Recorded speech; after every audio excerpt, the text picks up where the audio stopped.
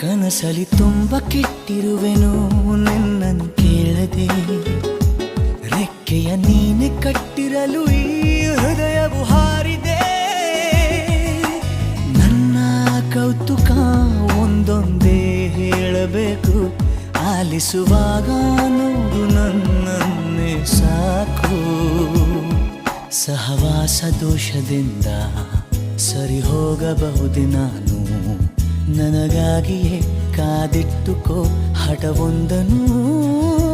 ಕೆಳಗುವ ಮುನ್ನವೇ ಪರವಶನಾದೆನು, ಅರಿಯುವ ಮುನ್ನವೇ ಪರಿಚಿತನಾಗಲಿ ಹೇಗೆ ಪ್ರಣಯಕ್ಕೂ ಮುನ್ನವೇ.